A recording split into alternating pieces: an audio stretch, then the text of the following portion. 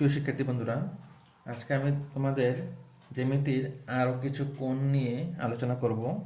দেখো, প্রথমে বলা আছে পূরক কোণ। দুইটি কোণের সমষ্টি 90 ডিগ্রি হলে কোণ দুইটির একটিকে অপরটির পূরক কোণ বলা হয়। যেমন দেখো, প্রথমে আমার 90 ডিগ্রি কোণ অঙ্কন করতে হবে।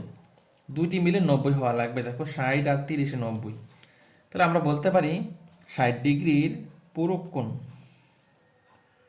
60 ডিগ্রি এর পূরক কোণ।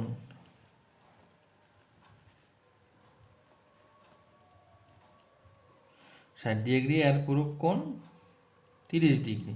এরকমভাবে বলতে পারি 40 ডিগ্রি এর পূরক কোণ 50 ডিগ্রি। 80 ডিগ্রি এর পূরক কোণ 10 ডিগ্রি।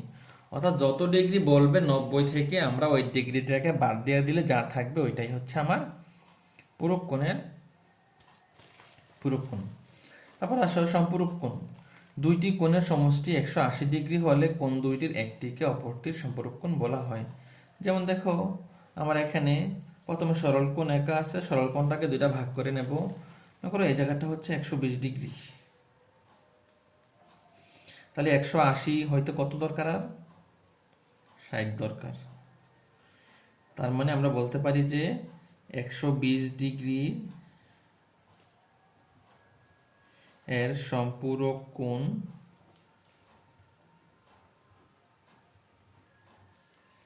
60 ডিগ্রি। এরকমভাবে বলতে পারি 70 ডিগ্রি এর সম্পূরক কোণ 110 ডিগ্রি। অর্থাৎ 180 থেকে আমরা ওই ডিগ্রিটাকে বাদ দিলে যা থাকবে ওইটাই। এবার আসো বিপরীত কোণ। দুইটি সরলরেখা পরস্পর ছেদ করলে যে চারটি কোণ উৎপন্ন হয় তাদের যে কোনো একটিকে তার বিপরীত কোণের বিপরীত কোণ বলা হয়। যেমন আমরা দুইটি সরলরেখা ধরে নিলাম, একটা এবি আর একটা হলো সিডি। রেখা দুটি পরস্পর ও বিন্দুতে ছেদ করলো। এখন আমরা এখানে চারটা কোণ পাইলাম, 1 2 3 এবং 4। এখন আমাকে বলা হয়েছে যে কোনো একটি, যেমন 1 নাম্বার কোণ এর বিপরীত কোণ কোনটা, 3 নাম্বার কোণ।